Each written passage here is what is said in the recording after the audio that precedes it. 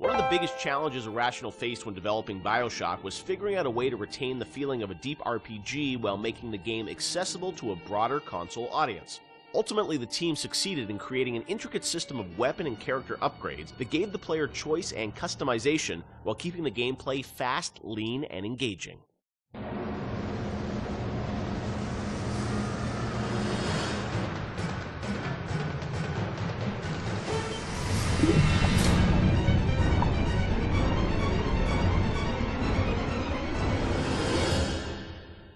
One of the hallmarks of BioShock, to me at least, was that it really blended RPG and sort of first-person action game together in a way that, is sort of standard today, but a decade ago was really pretty revolutionary.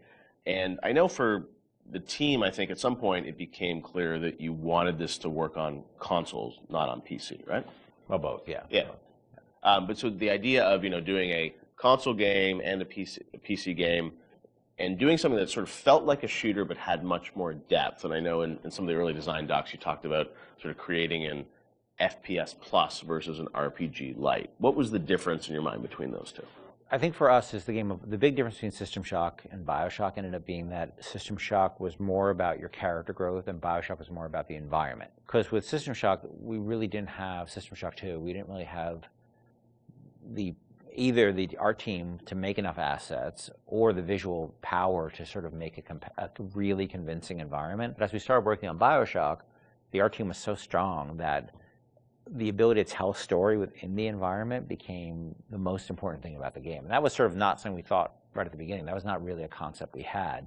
But as we started building things, we could realize that the visual world was the star of this thing. The Rapture was really the star of this thing.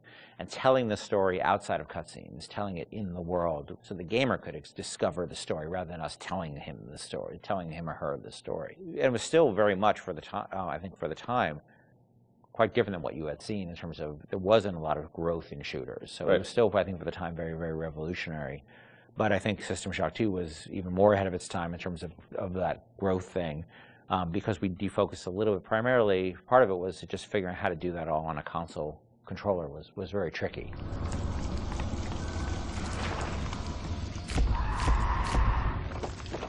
No, I remember even the early demos, and people you see a plasma, you see like a upgraded weapon, people are like, oh, I've never seen that before in a shooter. And that was, when you were coming out of the sort of, the Quake, Doom, Half-Life, where it's like you have, 8 weapons on the keyboard, and you sort of knew what they were, and they weren't going to change. Yeah. Sean, was that something that, from a sort of creative standpoint, was it always clear that that was something you guys wanted to do, or it evolved over time because you wanted to have more depth in the game? I mean, it certainly evolved over time, and each upgrade path was slightly, had its own unique challenges. Like certainly upgrading the weapons, you had to design a base weapon that didn't feel like crap. Still felt like something that you wanted to use, but then the ability to add the upgrades to that, and each of the upgrades can come in any order, so you have to be aware that this, parts A, B, and C could come in at any different time to upgrade the weapon. In a first-person shooter, that's your star. That's the thing that you're seeing all the time. When it comes to other things, plasmids, things that are, Tonics. Tonics, yes, sorry. It's been a while. Come on, Sean. I know, it's 10 years. Those things were more offloaded to machines that you would then have to interact with, so you're not carrying the inventory around with you.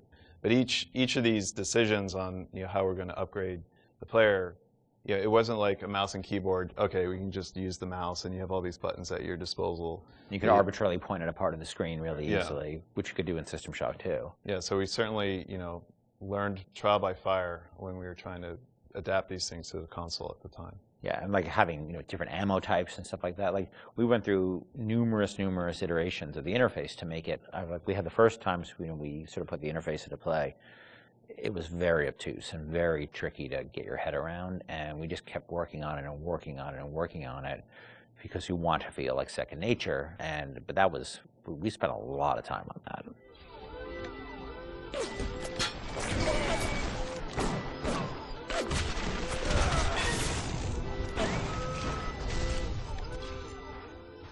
What motivated the idea of having so much choice in the way you could sort of play through this game? What was it to give the player a better sense of authorship over the experience, or what was driving that?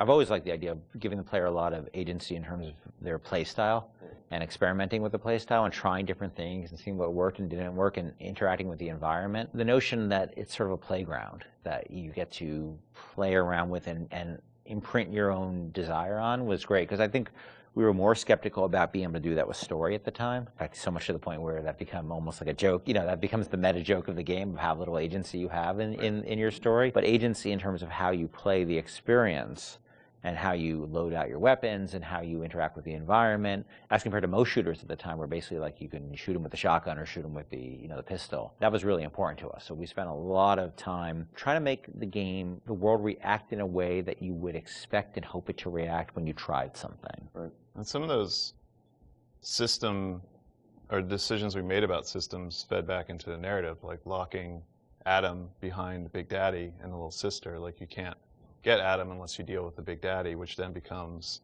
a roving boss fight, which then becomes another system that I don't know if we planned that from the start or was one of those happy, like, serendipity, like, oh, this decision that we made about putting Adam behind the Big Daddy totally works, because now we have a different type of boss fight that you hadn't really seen in other games. Actually, it was bad. It was the other way, because what happened was originally there was no concept of Adam, and Big Daddy just had money and other treasure on them, like every other splicer. Yeah. And they were so tough, nobody would ever fight them, because why on earth would you go after that guy? Right, go off a bunch of small splicers and get the same amount. Yeah. So we had to come up with a currency that was exclusive to them, because we knew that was where the fun was, right? But we also knew people were terrified of them, and we didn't want to fight them. Yeah. So video game development and system development is a lot like economics, right? In economics, you try to encourage certain behaviors through tax, usually through tax policy. Well, you want business growth, so you lower taxes on certain segments of the business economy, or you want to encourage, people to move into this area, so you make incentives to move in here. We had to make an incentive for players to fight the Big Daddy, and Adam became that incentive. And then once you had this Adam, then you had a new piece of narrative, which they could then incorporate back into the story. An old tasty Adam I can drink. Stay away from her, or it is you who will be shot next. Easy now, Doctor. He's just looking for a wee bit of Adam. Just enough to get by. I'll not have him hurt my little ones. Talk a bit about the plasmids and the vending machines and that sort of whole approach to, I guess, what is kind of a tech tree, but, and coming from PC games, used to strategy games and whatnot, with very complicated ways of how you would upgrade things. I thought you guys did a really interesting approach to how you made it very accessible to a console audience. How did that evolve? Did you know the vending machines were going to be there from the get-go? Well, we had vending machines in System Shock 2, so we were sort of lifting that, and I always thought that was a fun notion because it's a affordance that people already understand. They see a vending machine, they know immediately, oh, that's where I buy stuff, right? Yeah. And you also then have to have a shopkeep. When we talked about wanting to make things, put limitations on ourselves so things felt fully believable. Yeah. If we had a shopkeeper sitting there, you can't shoot him. He sits there, he doesn't say anything. Right. And all of a sudden he feels fake. Where a vending machine, the Circus of Values machine, can feel 100% authentic. Right. Despite the fact that it's selling like ammo and stuff like that, which is, But in an objectivist society where you don't have rules and regulations on that type of thing, it feeds back into the narrative. But you don't then break the fiction at all by having these characters who sort of don't really live and breathe in the world. So the vending machines became an important part of that. But we still want to give them character, and hence and so that clown image came from a piece of, that image is actually from like a fruit container or something from like the 1940s. Okay. And so we had a book of like royalty-free images, and I saw that image, and I'm like, let's put that clown on it, and we'll call it Circus of Values. And then, we wrote some lines for it, decided he'd be this sort of asshole clown, and then we hired the best actor in the world to play that part. That was me. My biggest Avengers, I didn't cost anything. I didn't know you were really. I was a clown. Yeah, no. I was a clown. I hear it in my head every day. My wife hates that voice. She hates that voice. You can give us a little of it right here, Ken. Welcome to the Circus of Values. She does not allow me to do that, so I'll do it outside of the house. Okay. But it allowed us to have something that felt very rich and very real, while being very limited at the same time. Feel your cravings at the Circus of Values. And also, the plasmids and sort of the motif of sort of the videos and how you explain sort of what a plasmid was, that was a really fun way, I thought, to sort of explain that. Sean, how did you guys evolve that? Because it was a very artistic approach. I think those came on pretty late too, because we were developing all these systems, and you make the assumptions because you're dealing with them every day that the player who gets this game is going to understand what these systems are.